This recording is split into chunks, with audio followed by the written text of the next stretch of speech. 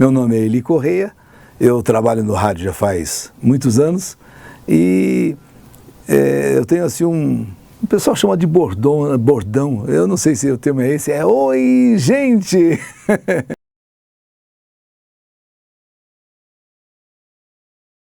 Mas olha, das lembranças mais positivas que eu trago da infância, puxa vida, rapaz, olha, como toda criança, eu tive um espaço muito grande para brincar, se nós fomos tratar desses assuntos, né? Não exatamente de rádio, né?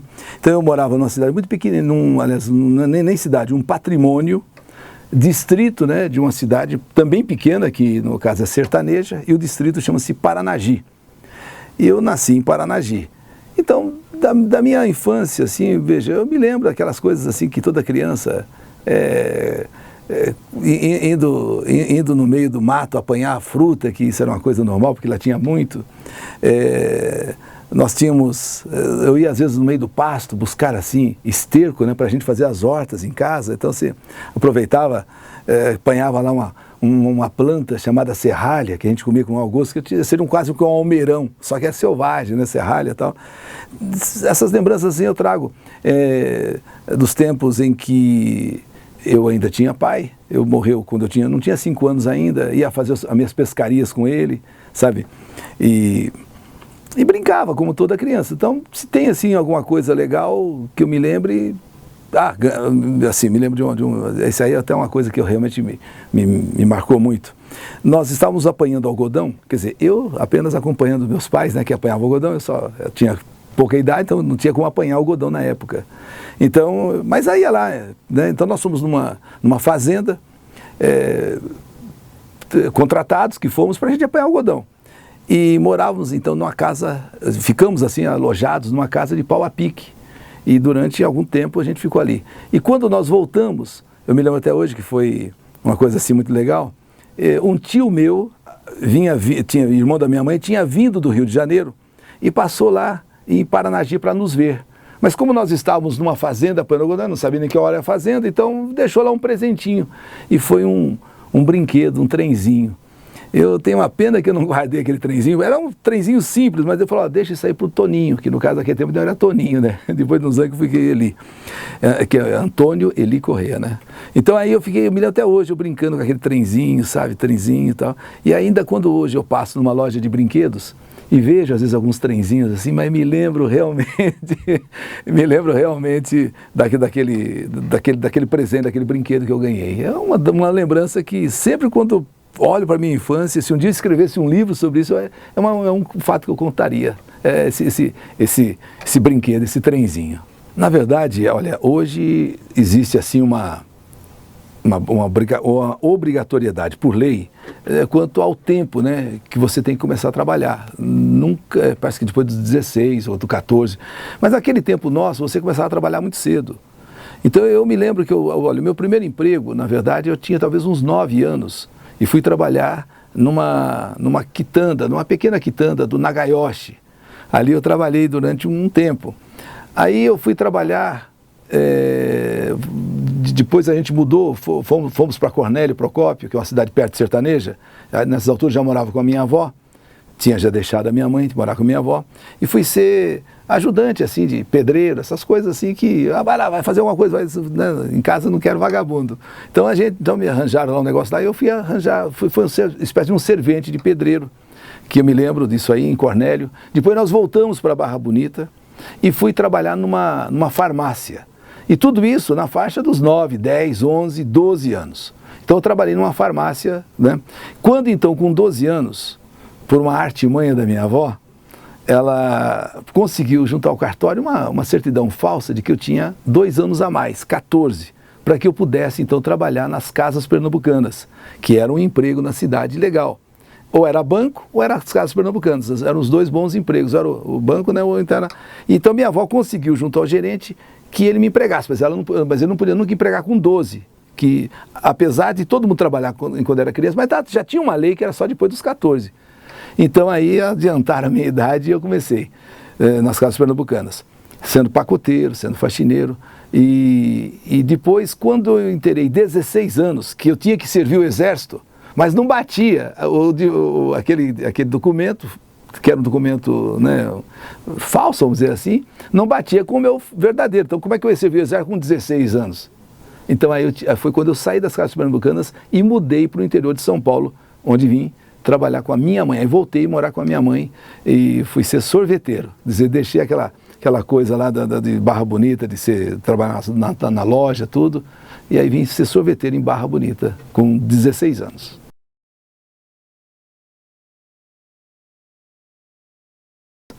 Antes até de eu trabalhar nas Casas Pernambucanas, eu fazia essas coisinhas assim, que os pais achavam que você tinha que fazer, tem que trabalhar, aquela coisa toda. E um professor de ciências, professor Luiz Fabretti, já falecido, eu tinha 9 anos, naquele tempo também, eu começava a estudar com 7, né? Não era coisa de 5 anos, 4 anos que nem hoje. Hoje até com 2 anos estão colocando criança na creche, sei lá onde. Então, com 7 anos você tinha que se matricular e começava. Então eu comecei aquele ano com 7 anos e quando eu estava no 3º ano, esse professor achou, não sei por cargas d'água, que eu lia bem, que eu interpretava bem, que eu narrava bem um texto. E ele então, numa leitura feita em classe, depois de ter rolado muitas, né? Ele falou, olha, aplausos pro Antônio. Aí eu falei, poxa, caramba, o que será isso, né? Eu fiquei tão tímido, eu era muito tímido, né? Era muito tímido. Eu fiquei assim que só faltava enfiar assim debaixo da mesa, né? Aí ele falou, olha, se você quando crescer quiser ser um locutor, você pode ser. Você tem jeito de ser locutor. Sei lá, interpretação, você sabe fazer ponto, vírgula, tal, interpretar o texto. Eu falei, tá bom, obrigado, né?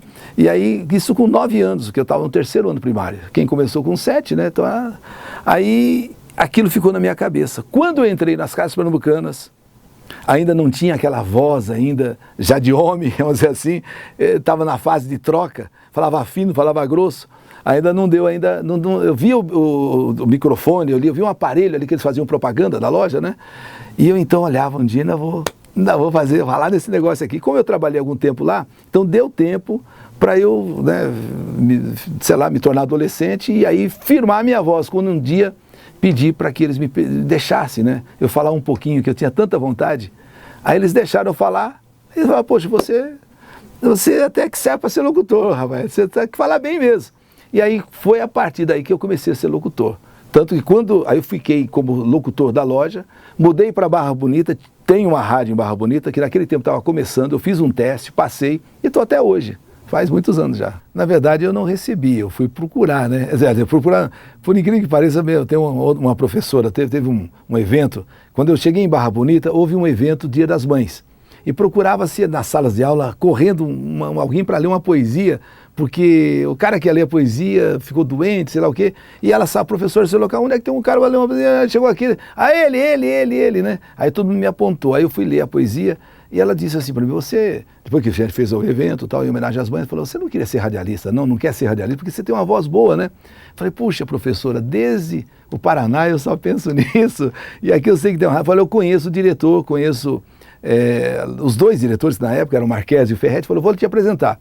Aí foi lá, me apresentou, depois que passou o evento, tudo, e eu fiz o teste e passei. Então ali, na verdade, não foi que vieram atrás, eu que tive a felicidade de ter agora uma professora para me ajudar a me colocar lá na rádio. E aí foi quando eu comecei. Como foi para você quando você começou a fazer sucesso nas rádios? O que mudou na sua vida? Olha, na verdade, o que mudou foi o seguinte, porque eu até então vivia muito bem com o que eu ganhava, morava em pensão aqui em São Paulo, no interior eu ganhava muito pouco, embora fizesse rádio, aí eu fui fazer rádio, realmente só rádio, em Jaú, porque em Barra Bonita, embora eu trabalhava em rádio, mas eu era sorveteiro também, sorveteria da família, fábrica de sorvete, uma indústria, mas né, então eu dividia. Quando eu fui para Jaú em 71, aí fui ser só radialista mesmo em Jaú. Jaú é uma cidade perto de onde eu morava, Barra Bonita. Aí eu vim para São Paulo e vim trabalhando aqui também com alguma coisa. Agora, uma coisa me chamou a atenção. Eu, para trabalhar bem menos, que até então você trabalhava muito e ganhava pouco. De repente, eu comecei a ganhar um tanto que falei, nossa, mas só para fazer isso aqui eu ganhei tudo isso, né?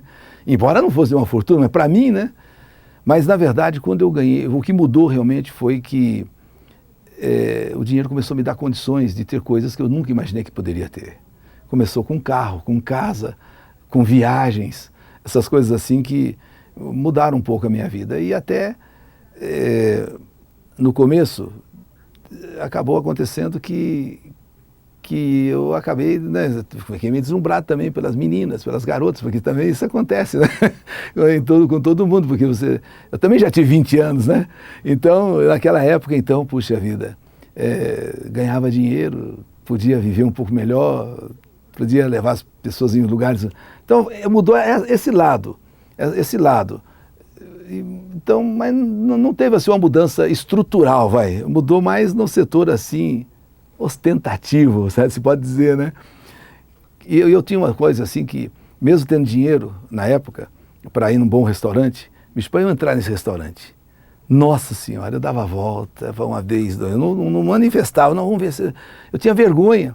Tipo assim, era um pobre que tinha condições de fazer alguma coisa. E eu me sentia extremamente inibido. O cara me receber na porta, o cara me levar para a mesa e puxar a cadeira, nossa! Mas era aquilo lá que fazia tipo, né? Aquilo lá que agradava, que se impunha. Então mudou na minha vida esse aspecto, quando eu fiz um pouco de sucesso e comecei a ganhar um pouco mais de dinheiro. Aí ter as coisas que eu jamais sonhava ter. Oi, gente, veio de uma... Na verdade, nem eu sei explicar direito, a verdade é essa. É que eu comecei a falar no rádio de repente, oi gente, oi gente. Eu trabalhava com uma pessoa e essa pessoa vendia, eu fazia muitos shows em circos, shows em forrós.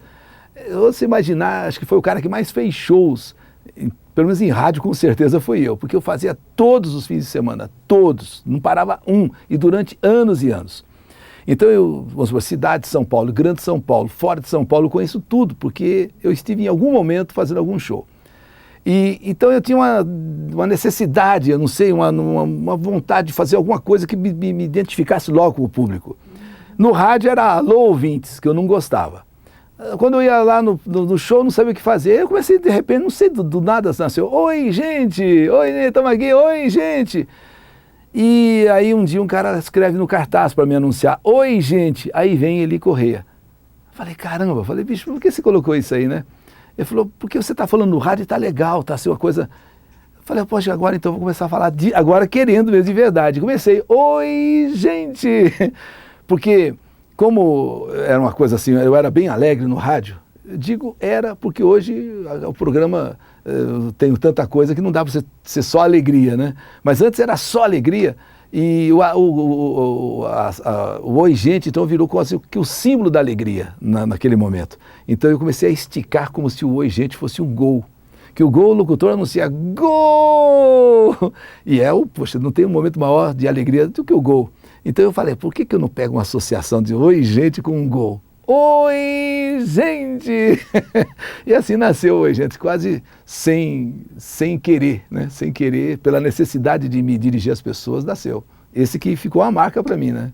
A marca do Oi, gente. Olha, eu me sinto realizado, sim, não vou assim, tipo, eu sei que tem muitas coisas para você fazer na vida ainda, mas, poxa, um camarada que nasceu lá em Paranagi, se você for lá hoje, 50 anos depois ou mais, pô, é um patrimôniozinho com uma única rua, sabe, casas ainda, tal. Aí você vem pro estado de São Paulo, ser sorveteiro, tal. Eu sonhava em fazer rádio, mas não sonhava, não imaginei que eu pudesse chegar e durar tanto tempo assim, porque às vezes você vem e vai logo, né? Vai embora logo, meio rapidão. Então, no meu caso, poxa, já estou tantos anos, então eu acho que eu posso me dizer que profissionalmente sou feliz, de um modo geral também não posso reclamar da vida. Sou ainda hoje um camarada, um cara que dá um bom índice de audiência, ainda é líder em audiência, dono de um quadro que é o mais ouvido do rádio, mais ouvido, que chama-se Que Saudade de Você. Então, e foi uma coisa assim que nasceu, brotou do nada também, mas foi uma coisa que fez a diferença para mim na vida. Dizem que todo cantor tem uma música assim que ali é o ápice, né? Dali que marca o cara. E eu no rádio foi essa sessão da saudade. Então ela é a que faz o ponto de equilíbrio na minha vida. Então eu acho que eu só posso agradecer e me sentir realmente realizado como sou.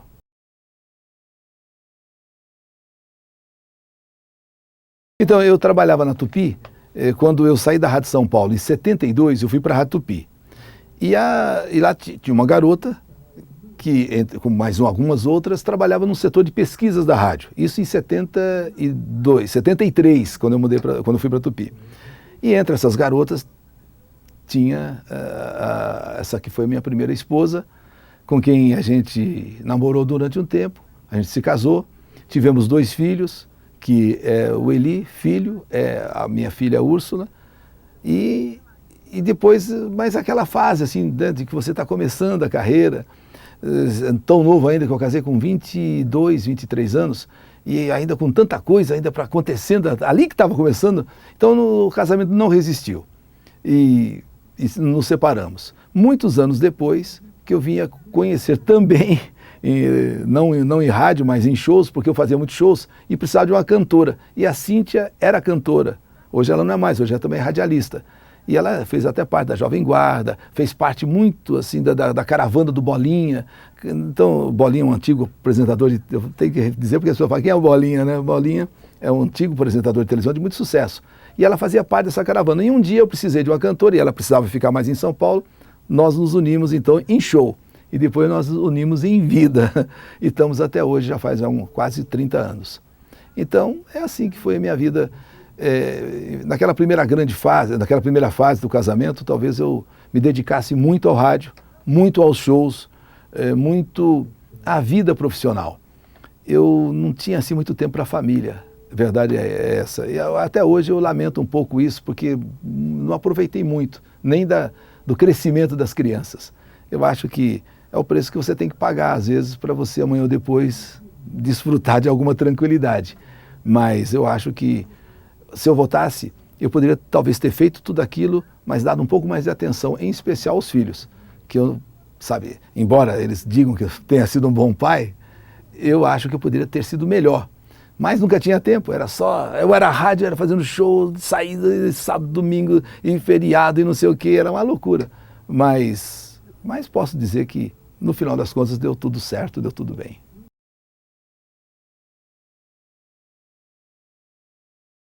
Na verdade, não existe uma fórmula feita, né, para que a pessoa faça sucesso.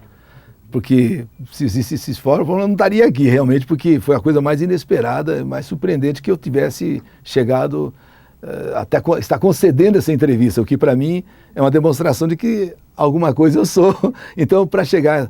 Mas eu acho o seguinte, que a dedicação é fundamental. Você se dedicar. Você ter, claro, um talento, né, um talento natural. Se dedicar e um pouco de sorte. Eu acho que a sorte também aí conta muito, porque às vezes as pessoas são talentosas, são ótimas, mas não sei, a coisa parece que não funciona na hora certa. Só para contar rapidinho, eu quando cheguei aqui em São Paulo e fui trabalhar na Rádio São Paulo, por isso que eu acho que eu sou um cara de sorte, pelo menos nesse aspecto, né, no aspecto profissional. Na semana que eu fui fazer um estágio, tinha um grande locutor que eu estava terminando o meu estágio, já estava tipo assim, você vai agora para uma outra emissora da nossa rede no interior. E eu falei, puxa, mas eu vou voltar para o interior, mas eu vou ficar até aqui, porque todo dia eu ganhava um dinheirinho. No de estágio, todo dia eu recebia lá no caixa um dinheirinho. Quando chegar na hora de ir embora mesmo, eu não vou. Mas no dia de ir embora, que eu ia falar que eu não ia, aí um rapaz abandona o rádio e sobra uma vaga para mim. Falou, não, você vai continuando aqui, vai continuando, então até hoje. Então eu acho que a sorte também é fundamental na carreira, em todos os sentidos. Mas olha, acima de tudo, amem amem aquilo que vocês fazem. Eu acho que o principal é amar. Aí depois as coisas vão acontecer naturalmente. Eu acho assim, sucesso, dinheiro e outras coisas mais que a gente almeja. Mas acima de tudo, amar o que a gente faz e se dedicar totalmente. Não há como você se dedicar pela metade, se dar pela metade. Ou você se dá por inteiro, isso até em amor também é assim, né? Ou se dá por inteiro, ou então você não conquista o objetivo que você almeja. É isso.